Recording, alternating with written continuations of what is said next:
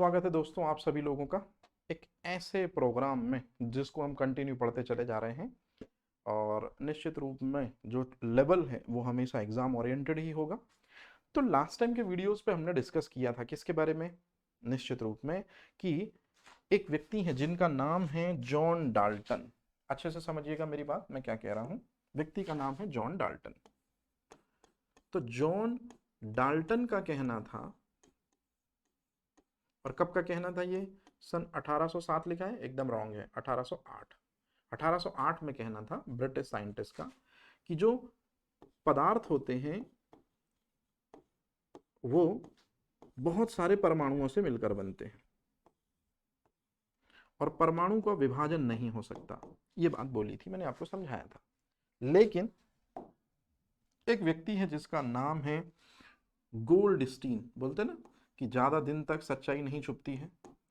सो Goldstein ने बताया 1886 में कि परमाणु के अंदर प्रोटॉन होता है। लोगों ने पूछा कहाँ होता है, इन्होंने कहा ये ना बता पाएंगे लेकिन होता है। और एक मिथक टूट गया जॉन डाल्टन का कि परमाणु जो है उसको विभाजित नहीं किया जा सकता, क्योंकि पहली बार परमाणु के अंदर प्रोटॉन मिला 1886 में तो विभाजन हो गया।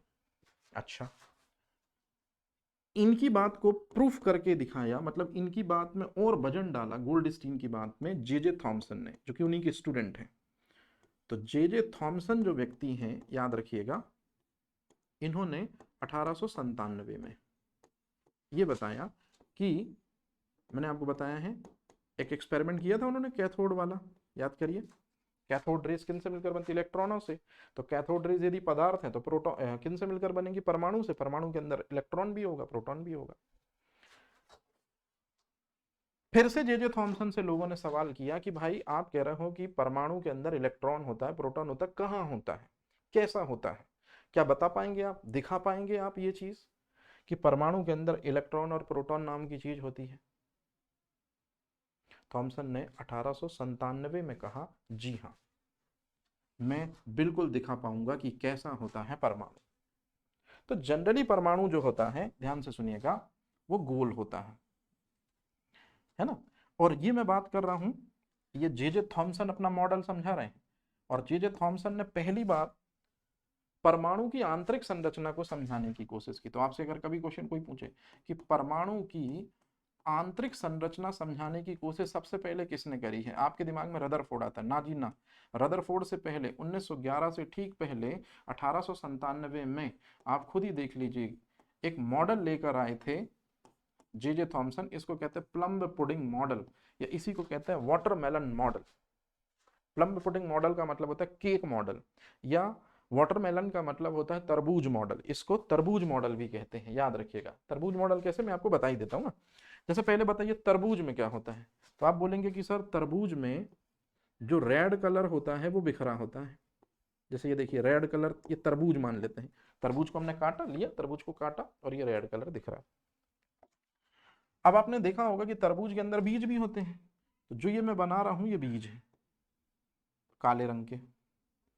अब आप खुद ही देखिए, बताइए बीज जो है वो सब जगह हैं, और लाल रंग में क्या है, धसे हैं। तो यदि ये चीज है तरबूज, अब मैं अलग से चीज बना रहा हूं, ध्यान से समझिएगा। ये तरबूज है, और तरबूज में ये लाल रंग दिख रहा है जो पूरे में फैला है, और ये एक दिख रहा है आपको काला। पेन चेंज कर ले रहा हूं ताकि आपको समझ में आए। ये काले डॉट दिख रहे होंगे, दो चीजें आपको दिख रही होंगी, लाल फैला हुआ रंग दिख रहा है आपको और काले डॉट दिख रहे हैं। बस इसी से समझा दिया बड़े आराम से जे जे थॉमसन ने कि जिस प्रकार तरबूज में लाल रंग बिखरा होता है, उसी तरह से परमाणु के अंदर जैसे लाल रंग बिखरा होता है, उसी तरह से परमाणु के अंदर प्रोटॉन बिखरा होता है।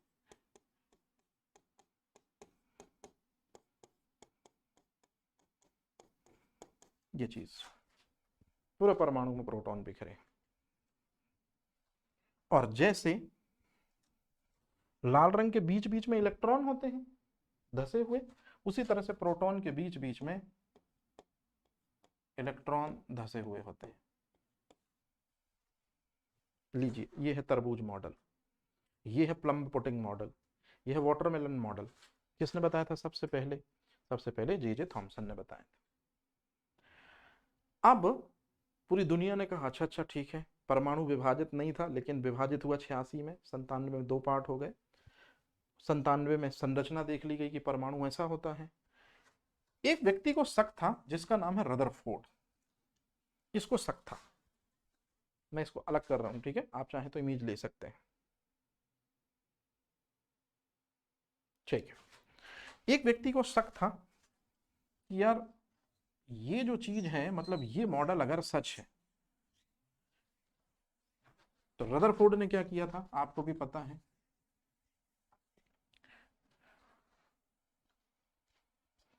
क्या किया था, सुनिए अच्छे से। प्लम्ब पुटिंग मॉडल की सत्यता जानने के लिए कि वो किस हद तक सही है, रदरफोर्ड ने अपना एक्सपेरिमेंट किया। तो रदरफोर्ड ने जो एक्सपेरिमेंट किया था, चलिए आइए उसके बारे में जानने की कोशिश करते हैं कि रदरफोर्ड का एक्सपेरिमेंट क्या था। रदरफोर्ड ने जो एक्सपेरिमेंट किया था, वो एक्सपेरिमेंट में मैं आपको नहीं बता रहा, क्योंकि वो ऑलरेडी आपको पता है कि उन्होंने गोल्ड की एक फाइल ली थी, उसमें से अल्फा कणों को पास कराया था, है ना, 99% चले गए, पार कर गए थे, क्योंकि परमाणु खोखला होता है ऐसा स्टेटमेंट दिया बाद में उन्होंने। फिर कुछ विक्षेपित हो गए, है ना, और कुछ सेंटर में जाकर ही लौट आए। तो ये सब चीजें हैं। अब ध्यान से सुनिएगा, वो चीज आपको पता है, मैं उस पर बात ही नहीं कर रहा हूं, मैं आपको वो बता रहा हूं, ध्यान से समझिएगा। रदरफोर्ड वो व्यक्ति है जिसने बताया सबसे पहले कि जिस तरह से सोलर सिस्टम में सूर्य जो होता है वो सेंटर में होता है, और जितने दूसरे ग्रह होते हैं वो सभी उसकी परिक्रमा करते हैं। तो सूर्य सेंटर में है और दूसरे ग्रह उसकी परिक्रमा करते हैं, इसी को कहते हैं सोलर सिस्टम। और इसी सोलर सिस्टम के लिए हम वर्ड यूज करते हैं सौर मंडल। तो सौर मंडल के बारे में सबसे पहले किसने बताया था? निकोलस कॉपरनिकस ने। किसने? निकोलस कॉपरनिकस ने, पोलैंड का व्यक्ति था निकोलस कॉपरनिकस। रदरफोर्ड ने भी बिल्कुल यही बताया। क्या बताया? कि जिस तरह से सारे ग्रह किसका चक्कर लगाते हैं? सूर्य का चक्कर लगाते हैं, बिल्कुल उसी तरह से जो इलेक्ट्रॉन है वो प्रोटॉन के चारों ओर चक्कर लगाते हैं। याद रहेगा ये चीज? मतलब कहने का है कि यदि हम बात करें कि जिस तरह से सभी ग्रह सूर्य के चारों ओर चक्कर लगाते हैं, उसी तरह से प्रोटॉन केंद्र में होता है और इलेक्ट्रॉन उसके चारों ओर चक्कर लगाते हैं। मतलब सूर्य की तुलना नाभिक से करी, नाभिक के अंदर के प्रोटॉन से, और ग्रह की तुलना इलेक्ट्रॉन से। तो इसी वजह से रदरफोर्ड मॉडल को कहते हैं सोलर प्लानेटरी मॉडल। तो पहली चीज आप ये समझ लीजिए। अब जो दूसरी चीज मैंने समझाई वो ये चीज है जो आपको याद रखना है। रदरफोर्ड मॉडल ने जो भी अपना एक्सपेरिमेंट किया, उस एक्सपेरिमेंट के बेसिस पे उसने ये कंक्लूजन निकाल के दिया, और वो कंक्लूजन है बहुत अच्छा। क्या कंक्लूजन है? कि पहली बार पता चला दुनिया को कि जो परमाणु होते हैं उसके दो भाग होते हैं। एक ये वृत्ताकार मार्ग जो आपको दिख रहा है, जैसे जब भी आप किसी भी परमाणु को गोल बनाते हैं, वो निश्चित रूप में रदरफोर्ड का फाइनल स्टेटमेंट है कि हर पदार्थ के परमाणु गोल होते हैं, तो इसलिए ये मैंने गोल परमाणु बनाए हैं। वृत्ताकार मार्ग क्या कहलाता है? वृत्ताकार मार्ग कक्षा। और वृत्ताकार मार्ग कक्षा में ही हमेशा चक्कर लगाते हैं इलेक्ट्रॉन। मतलब इलेक्ट्रॉन की रियल स्थिति बताई थी उन्होंने। इसके जस्ट बाद केंद्र जो होता है, केंद्र में एक सेंटर में एक चीज पाई जाती है जिसको कहते हैं नाभिक, और नाभिक के अंदर ही होता है प्रोटॉन। मतलब इस हिसाब से रदरफोर्ड ने पहली बार साल 1911 में अपने एक्सपेरिमेंट से पूरी दुनिया को बताया कि परमाणु के दो भाग होते हैं। पहला भाग होता है वृत्ताकार मार्ग कक्षा, जिसमें इलेक्ट्रॉन लगातार क्या करते हैं, इस मार्ग में, ये जो है ये चीज है, ये जो ये इसमें चक्कर लगाते हैं। और दूसरा होता है नाभिक। नाभिक परमाणु का केंद्रीय भाग होता है जिसके अंदर क्या होता है? प्रोटॉन होता है। तो जल्दी से बताइए, नाभिक की खोज किसने करी है सबसे पहले? रदरफोर्ड। नाभिक के अंदर प्रोटॉन की किसने खोज करी है? रदरफोर्ड। अब कई लोग बोलते हैं सर नाभिक के अंदर, मैं इधर बना दे रहा हूं, ये नाभिक हो गया, ये चीज नाभिक हो गया, नाभिक के अंदर प्रोटॉन भी होना चाहिए और न्यूट्रॉन भी होना चाहिए। अरे बावरो, 1932 में खोजा जाएगा न्यूट्रॉन, और ये एक्सपेरिमेंट रदरफोर्ड कब कर रहे हैं? 1911 में। रदरफोर्ड 1911 में सिर्फ यही बता पाए थे कि नाभिक के अंदर सिर्फ और सिर्फ क्या होता है? प्रोटॉन होता है। कहानी एकदम क्लियर है ये चीज। तो नाभिक की खोज किन्होंने करी? एक बार फिर से बता दीजिए। रदरफोर्ड ने करी। नाभिक हमेशा कहाँ मिलेगा? परमाणु के ठीक सेंटर में मिलेगा, केंद्र में मिलेगा, और केंद्र में एक धनावेशित चीज होगी जिसको क्या कहते हैं? प्रोटॉन। अब मेरी बात ध्यान से सुनिए, प्रोटॉन की खोज गोल्डस्टीन ने करी थी। प्रोटॉन की खोज किसने करी थी? गोल्डस्टीन ने करी थी। लेकिन गोल्डस्टीन से जब पूछा गया कि प्रोटॉन परमाणु के अंदर कहाँ है, तो उसने कहा कि अंदर ही है, लेकिन कहाँ ये नहीं बता सकते। रदरफोर्ड ने सबसे पहले प्रोटॉन की एग्जैक्ट स्थिति बताई कि प्रोटॉन हमेशा आपको नाभिक के अंदर मिलेगा। इसी वजह से नाभिक के खोजकर्ता तो हैं ही कौन? रदरफोर्ड। साथ ही साथ में आपने ये चीज भी सुनी होगी कि प्रोटॉन के खोजकर्ता भी, दरअसल में प्रोटॉन के खोजकर्ता नहीं होना चाहिए, प्रोटॉन की वास्तविक स्थिति निर्धारण करता, कि प्रोटॉन की रियल स्थिति नाभिक के अंदर होती है, ये बताया था किसने? रदरफोर्ड। याद रहेगा ये चीज ऐसा।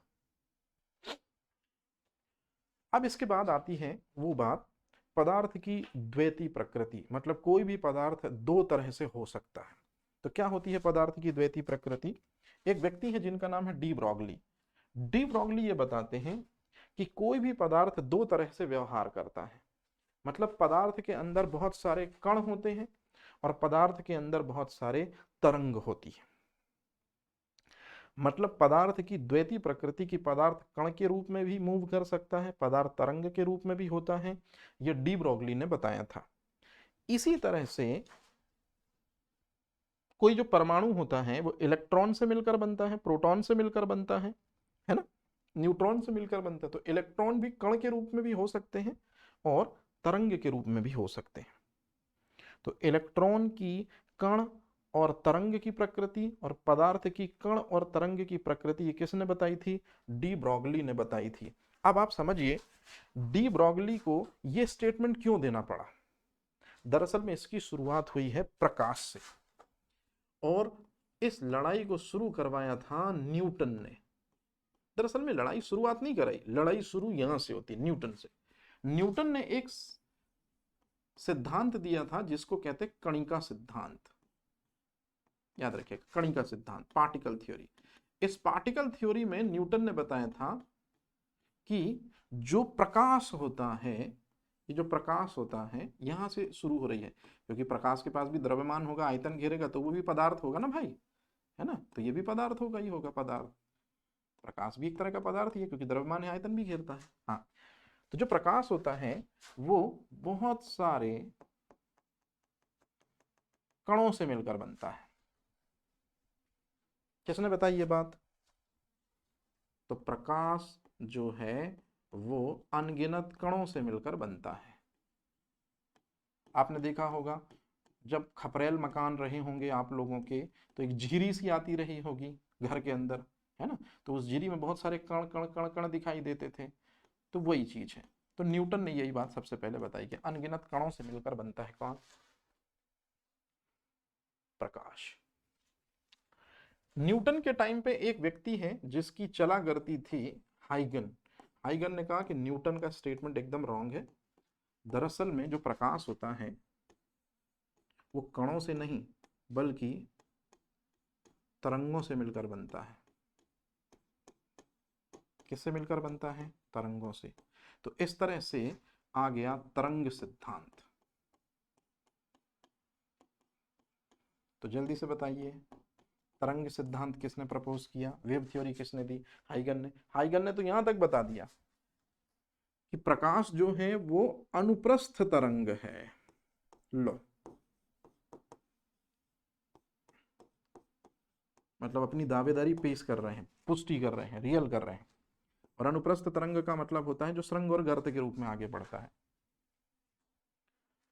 अब पूरी दुनिया दो ध्रुवों में बढ़ गई कि प्रकाश जो है, जो एक तरह का पदार्थ है, न्यूटन का कहना है, ब्रिटेन के साइंटिस्ट हैं, कि कणिकाओं से मिलकर बनता है। हाइगन का कहना है कि प्रकाश तरंग से मिलकर बनता है। अब सच्चाई है क्या? एक व्यक्ति आता है जिसका नाम है डी ब्रॉगली। डी ब्रॉगली कहता है कि न्यूटन आप भी गलत हो और हाइगन आप भी गलत हो। वहीं वो एक ऐसा स्टेटमेंट यूज करता है जिससे दोनों जबरदस्त चौंक जाते हैं। न्यूटन आप भी सही हो, हाइगन आप भी सही हो। मतलब कहने का है कि जो प्रकाश है वो जब जरूरत होती है तब कण के रूप में भी गति करता है, और उसको जब जरूरत लगती है तब वो तरंग के रूप में गति करता है। इसी को कहते हैं डुअल नेचर ऑफ लाइट, प्रकाश की द्वैती प्रकृति। और प्रकाश की द्वैती प्रकृति सबसे पहले समझाई थी उस व्यक्ति ने जिसका नाम है डी ब्रॉगली।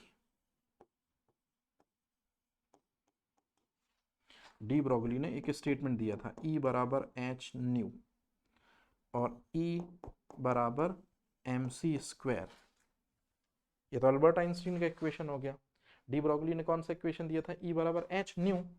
यहाँ न्यू का मतलब है, यदि हम न्यू की जगह मान रख दें c अपॉन लैम्डा और इन दोनों को अगर सही करें, मतलब mc स्क्वायर बराबर h जो प्लांक कांस्टेंट है c अपॉन लैम्डा, है ना, और यहाँ आपका हो जाएगा ये c अपॉन लैम्डा हो गया ये, ठीक है। अब एक c से ये c कट जाएगा, है ना, ये इस तरह से, और फाइनल में निकल कर आएंगी जो चीजें, तो इस तरह से जो फाइनल स्टेटमेंट निकल कर आता है, मैं आपको सीधे सीधे बता रहा हूं, E बराबर 1 अपॉन लैम्डा, ये चीज। तो मेन चीज जो आपको याद रखनी है वो ये चीज थी। कौन सी चीज थी? कि न्यूटन के अनुसार प्रकाश कण है, हाइगन के अनुसार प्रकाश तरंग है, डी ब्रॉगली महोदय कह रहे हैं कि ना तो प्रकाश कण है और ना तो प्रकाश तरंग है, बल्कि दोनों है। इसको कहते हैं डुअल नेचर ऑफ लाइट। तो एक बार फिर से बता दें, प्रकाश की द्वैती प्रकृति, प्रकाश का एक तरह का पदार्थ है, तो पदार्थ की द्वैती प्रकृति मतलब प्रकाश कण भी है, तरंग भी है। ये किसने बताई थी? ये बात बताई थी डी ब्रॉगली भाई ने। याद रहेगा ये चीज ऐसा। चलिए अब इसके बाद बात करते हैं एक ऐसे व्यक्ति की जिन्होंने एक थ्योरी दी थी जिसको कहते हैं अनिश्चितता सिद्धांत। अभी क्या है अनिश्चितता सिद्धांत, इसको थोड़ी सा आपको समझना है। अनिश्चितता सिद्धांत सबसे पहले किसने दिया था? प्रीलिम्स का फैक्ट है, याद रखिएगा, हाइजेनबर्ग ने दिया था। हाइजेनबर्ग वहीं के साइंटिस्ट है जहां के साइंटिस्ट हैं कैपलर, और जहां के साइंटिस्ट हैं आपके अल्बर्ट आइंस्टीन, मतलब जर्मनी। याद रहेगा ये चीज? अच्छा, कब दिया था? 32 माफी चाहता हूं 27 में ये थ्योरी दी थी, और 27 में थ्योरी दी थी और 32 में नोबेल प्राइज ले लिया था। और ये थ्योरी है क्या? एकदम सिंपल है। ये थ्योरी ये है कि एक पर्टिकुलर टाइम पर, जैसे एक बात मुझे बताइए, 1932 में किसकी खोज हो चुकी है? लेकिन ये थ्योरी उन्होंने दी है 1927 में। तो कक्षा में क्या पाए जाते हैं? परमाणु की कक्षा में इलेक्ट्रॉन, मतलब परमाणु जो है इलेक्ट्रॉन से मिलकर बनता है, और किससे मिलकर बनता है? प्रोटॉन से मिलकर बनता है। अरे हाँ या ना? अब ध्यान से सुनिएगा, बहुत इंपॉर्टेंट चीज समझा रहा हूं। एक टाइम पर, किसी एक टाइम पर इन सूक्ष्म कणों की, इनको सूक्ष्म कण बोल दिया, फंडामेंटल पार्टिकल, इलेक्ट्रॉन प्रोटॉन को, यदि आप इनकी पोजीशन पता करने जाएंगे, ये कहां पाए जाते हैं, जैसे ये चीज अभी प्रोटॉन के लिए रहने दो, इलेक्ट्रॉन के लिए बात कर लेते हैं। यदि आप इसकी पोजीशन पता करने जाएंगे तो आप द्रव्यमान गुणित वेग, इसको कहते हैं संवेग, का पता नहीं कर पाएंगे उसी टाइम पे। जैसे 12 बजे मुझे पता करना है कि ये इलेक्ट्रॉन की पोजीशन क्या है, तो यदि मेरे को ये क्लियर हो गया 12 बजे, क्या क्लियर हो गया कि इलेक्ट्रॉन की पोजीशन यहाँ है, ये चीज क्लियर हो गई, पोजीशन कहाँ है, तो फिर मैं ये चीज क्लियर नहीं कर पाऊंगा कि इलेक्ट्रॉन का संवेग कितना है। और यदि 12 बजे मुझे उसका संवेग पता चल गया तो मुझे उसकी स्थिति पता नहीं चल पाएगी। मतलब कहने का है कि एक टाइम में दो चीजों को हम नहीं पा सकते, एक टाइम में एक ही चीज को हम पा सकते हैं।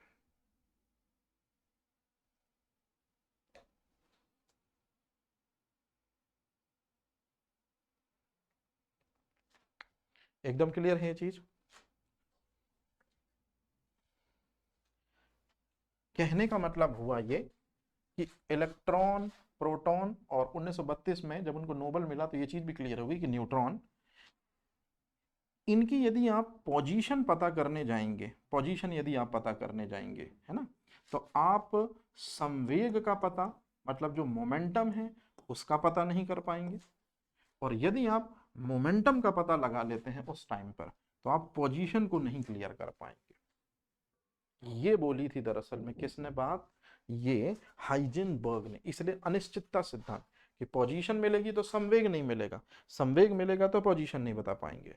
तो याद रखिएगा, सटीक रूप से, मतलब किसी क्षण, किसी क्षण मतलब एक पर्टिकुलर समय में जो सूक्ष्म गतिशील कण है, गतिशील कण का मतलब इलेक्ट्रॉन प्रोटॉन है, अगर इनकी आप पोजीशन, स्थिति पता लगा लेंगे तो आप संवेग नहीं पता लगा पाएंगे। और अगर आपको संवेग मिल गया तो आप पोजीशन नहीं क्लियर कर पाएंगे, क्योंकि ये एक पर्टिकुलर जगह पर ठहरते ही नहीं है, या ठहरते हैं तो इतने कम टाइम के लिए ठहरते हैं कि उनकी पोजीशन एक पर्टिकुलर टाइम पर सिलेक्ट कर पाना ये देख पाओगे। लेकिन जैसे ही सेकंड आगे बढ़ता है तो निश्चित रूप इनकी पोजीशन भी बदल जाती है, क्योंकि हर सेकंड कोई चीज अगर लगातार चक्कर लगा रही है, चक्कर जैसे इलेक्ट्रॉन लगातार चक्कर लगा रहे हैं, तो आप एट अ रेस्ट पे जाके सेकंड पोजीशन अगर पता लगा लोगे तो वेलोसिटी आपसे छूट जाएगी। वेलोसिटी का पता लगाओगे तो पोजीशन नहीं क्लियर कर पाओगे, क्योंकि ये कंटिन्यू चलते रहते हैं भाई, अनवरत चलते रहते हैं। तो ये है वो चीज।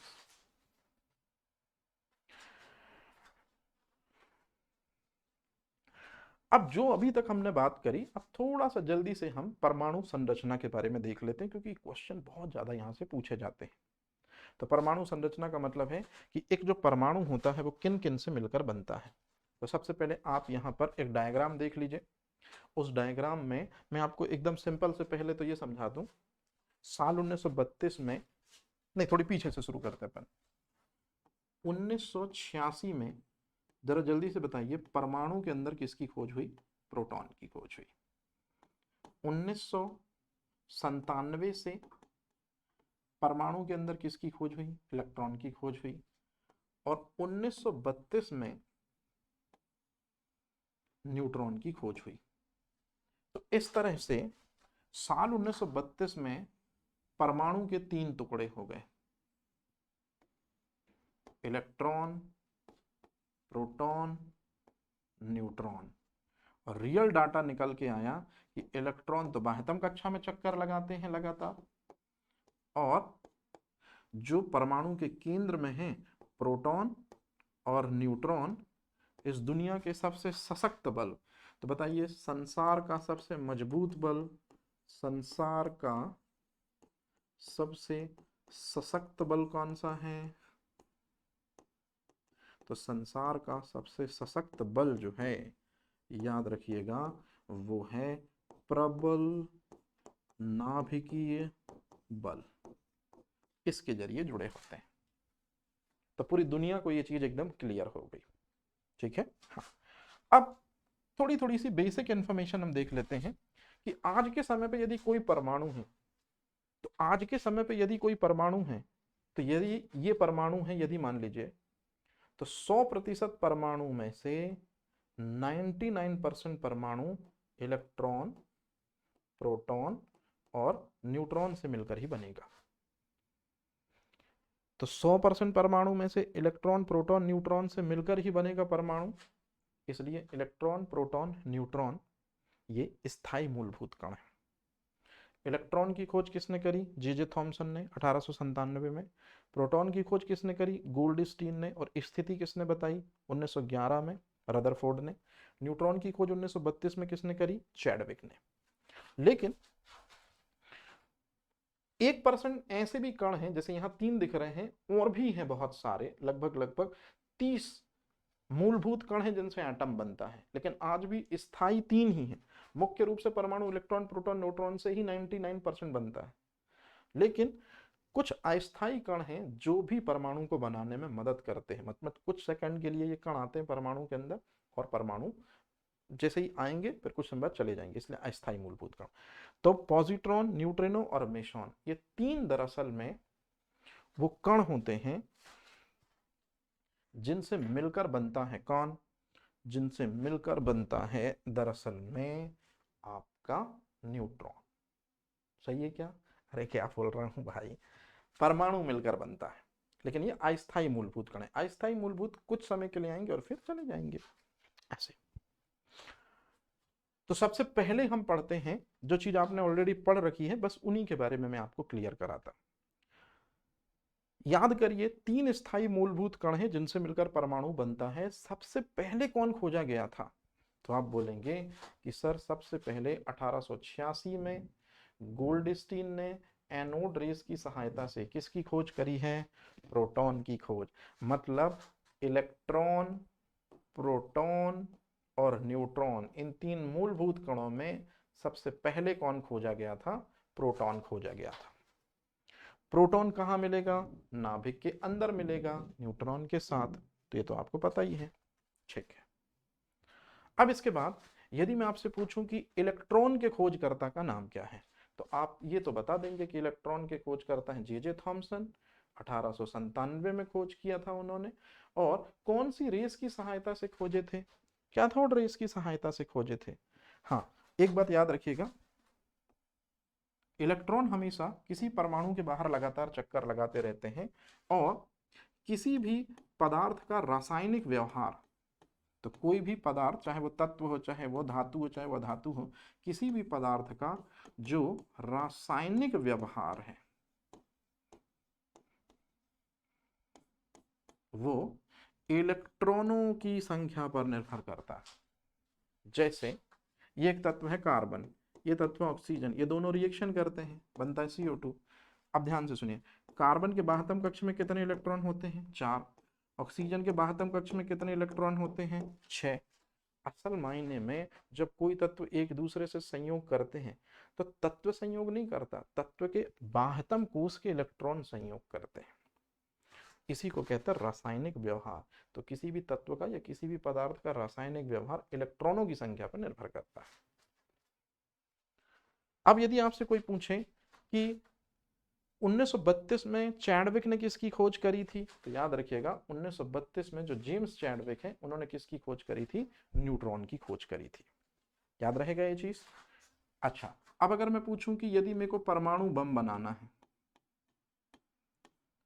यदि मैं पूछूं कि मेरे को परमाणु बम बनाना है, या यदि मेरे को बनाना है नाभिकीय रिएक्टर, तो परमाणु बम और नाभिकीय रिएक्टर जो हैं, इन दोनों में कौन सी अभिक्रिया चलती है?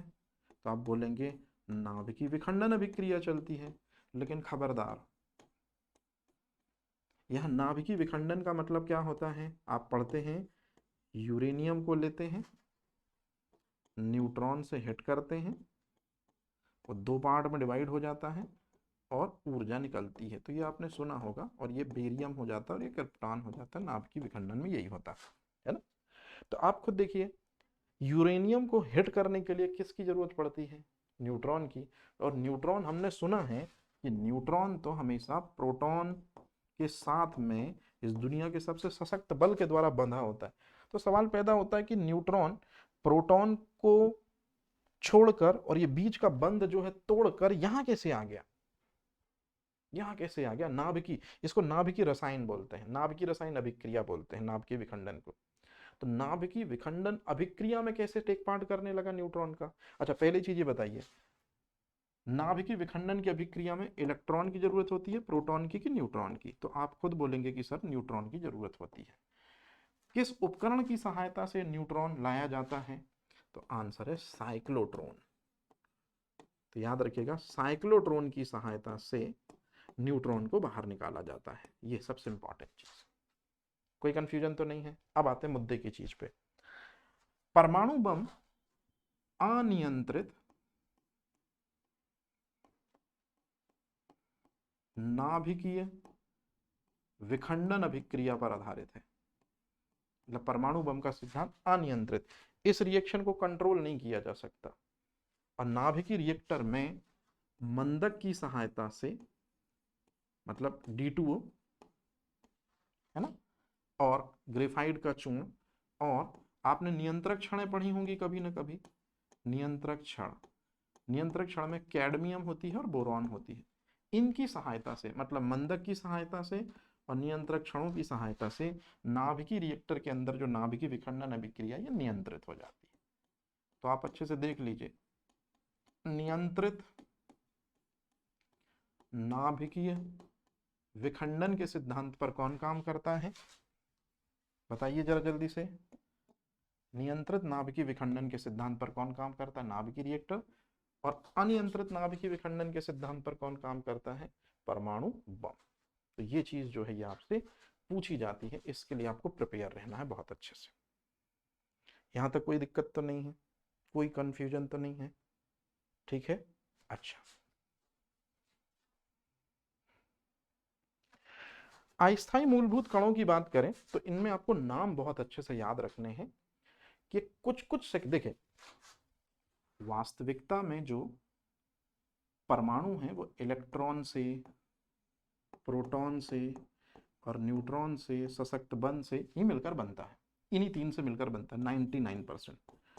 लेकिन 1% कुछ कुछ टाइम के लिए ये पार्टिकल भी आ जाते हैं, जैसे neutrino, anti neutrino, positron, meson, है ना, ये आ जाते हैं। अब इनके बारे में जो मैं बता रहा हूँ उसको ध्यान से समझिएगा, ये बहुत इंपॉर्टेंट है आपके लिए। जैसे आपसे मैं पूछूं, न्यूट्रिनो के खोजकर्ता का नाम क्या है, पाउली, ठीक है।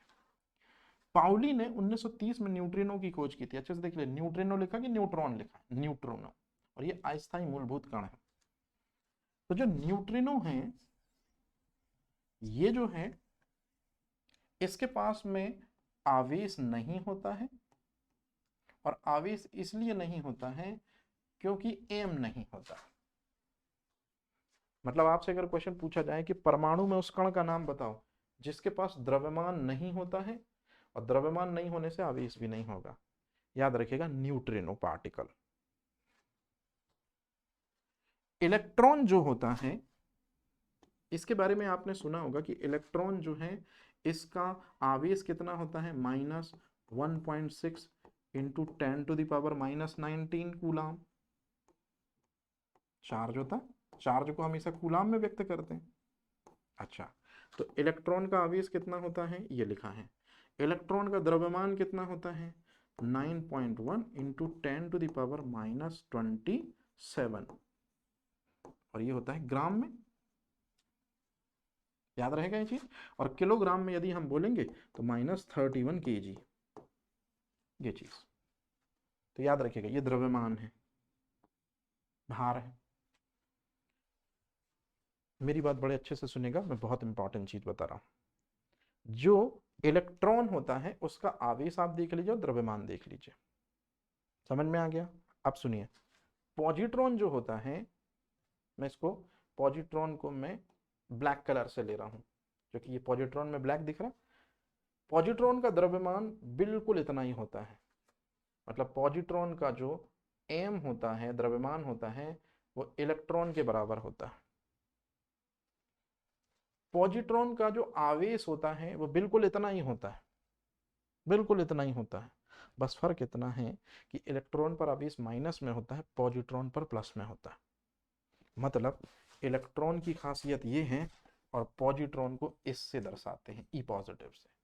ई पॉजिटिव का मतलब है ई के जैसा ही द्रव्यमान है, ई के जैसा ही चार्ज है, बस फर्क ये है कि ये नेगेटिव चार्ज है इलेक्ट्रॉन के लिए, पॉजिट्रॉन का चार्ज सिर्फ कितना हो जाएगा, पॉजिटिव, सिर्फ पॉजिटिव। मतलब पॉजिट्रॉन वो होते हैं जिनका द्रव्यमान इलेक्ट्रॉन के बराबर होता है, लेकिन आवेश जो होता है वो बराबर तो है 1.6 इंटू 10⁻⁻19। इलेक्ट्रॉन का भी इतना ही है, प्रोटॉन का भी इतना है, बस फर्क इतना है कि इलेक्ट्रॉन का माइनस में है, प्रोटॉन का पॉजिटिव में है। इसलिए हर एग्जाम बोलता है इलेक्ट्रॉन का एंटी कण, इलेक्ट्रॉन का प्रतिकण किसे कहते हैं। याद रहेगा 1932 में जिस साल न्यूट्रॉन खोजा गया उसी साल पॉजिट्रॉन खोजा जाएगा। 1932 में पॉजिट्रॉन की खोज के बाद मेसॉन की भी खोज होती है, और फिर उसके बाद आती है सबसे इंपॉर्टेंट चीज, जैसे प्रकाश की 1 लाख इकाई, तो ये आपको पता है कि प्रकाश की सिंगल यूनिट फोटोन कहते हैं। अल्बर्ट आइंस्टीन ने बताई थी ये बात फोटोन थ्योरी में। ध्वनि की 1 लाख इकाई भी फोनोन कहलाती है। तो जिस तरह से प्रकाश की 1 लाख इकाई फोटोन है, ध्वनि की 1 लाख इकाई फोनोन कहलाती है। तो ये चीजें जो हैं आपको याद रखनी है, छोटी छोटी सी। और इस तरह से ये एक और इंपॉर्टेंट सेगमेंट हमारा यहां पर होता है पूरी तरह से क्या कंप्लीट। तो मिलते हैं नेक्स्ट वीडियोस पे।